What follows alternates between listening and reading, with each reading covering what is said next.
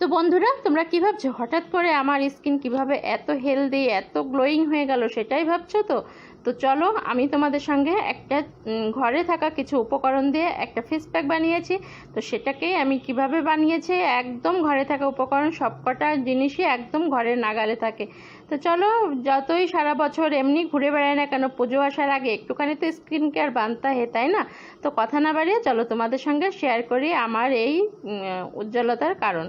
তো এই তো দেখতেই পাচ্ছ, এখন স্কিনটা আছে ঠিক এরকম। সমস্ত কাজবাজ কমপ্লিট করে এখন বসেছি। যখন আয়নায় নিজের সাথে দেখছি না, ততই যেন মনে হচ্ছে কি হচ্ছে আমার স্কিনটার। তো সব কিছুর কেয়ার তো আমি করি, তো নিজের স্কিন কেয়ারটা নিজে করব না, সেটা কি কখনো হয়? তো এই যে প্লেন জলে আমি মুখটা ভালো করে ওয়াশ করে নিয়েছি, আর তার সঙ্গে ঘাড় গলা সব কিছু। আর যদি তোমাদের সম্ভব হয় এটা স্নান করার আগে করো, তাহলে কিন্তু মানে এই কোথাও লেগে থাকা ব্যাপারটা আর থাকবে না। তো সেজন্য আমি তো সন্ধ্যায় আবার একবার গা হাত পা ধোবো। তো সেজন্য এখন একবার করে নিলাম, কি ফেস প্যাকটা মেখে নিচ্ছি, তো যাতে সন্ধ্যার পরে যখন গা হাত পা ধোবো তখন আর ওই গা প্যাচপ্যাচে ব্যাপার একটা সেটা না থাকে। তো তোমরা চাইলে স্নানের আগে ওটা করতে পারো, তবে তখন আর কিন্তু তোমরা মুখে ফেস ওয়াশ বা সাবান এই জাতীয় কিছু ইউজ করবে না। তো এর মধ্যে কি কি আছে সেটা অবশ্যই তোমাদেরকে জানিয়ে দিচ্ছি। আর দেখবে, যতই তুমি ভালো একটা কাপড় পরো না কেন, ভালো একটা ড্রেস পরো না কেন, নিজের স্কিনটা যদি গ্লোয়িং না থাকে, হেলদি না থাকে, তখন কিন্তু কোনো সাজই যেন ফুটতে চায় না, সব কিছু যেন কেমন ম্যাড়মেড়ে লাগে। আর নিজের কাছে যেন তখন কনফিডেন্স লেভেলটা একদম লো হয়ে যায়।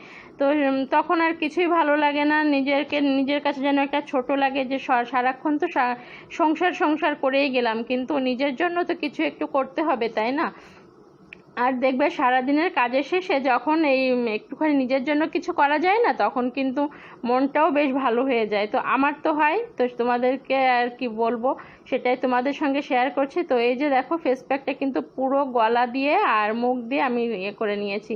তো চলো, ফেস প্যাকটা বানালাম কি দিয়ে, এখানে নিয়েছি একটু চালের গুঁড়ো, আর এটা আমার ঘরে পাতা টক দই, তোমরা চাইলে বাজারের কেনার দইটাও ইউজ করো। আর এর মধ্যে একটুখানি মধু নিয়েছিলাম, তো যেটা কিনা আর কি দই থেকে একটু জল গলে সেটা মিক্সড হয়ে গেছে।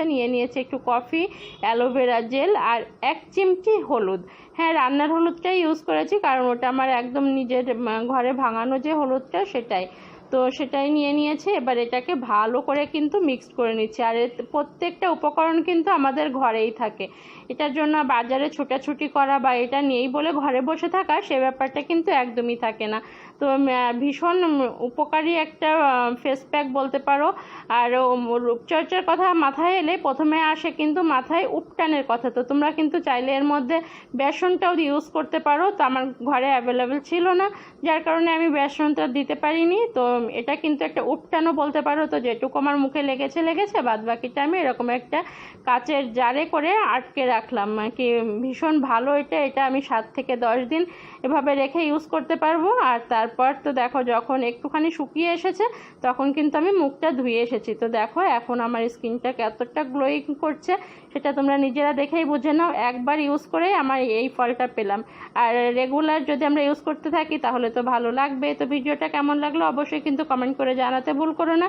আর এরকম ভিডিও যদি আরও পেতে চাও তো প্লিজ আমার কমেন্ট বক্সে অবশ্যই কমেন্ট করো। আমি তোমাদের সঙ্গে আরও পুজো স্পেশাল কিছু ফেস প্যাক টিপস তোমাদের সঙ্গে অবশ্যই শেয়ার করবো। চাইলে আমি ফেসিয়ালও তোমাদের সঙ্গে শেয়ার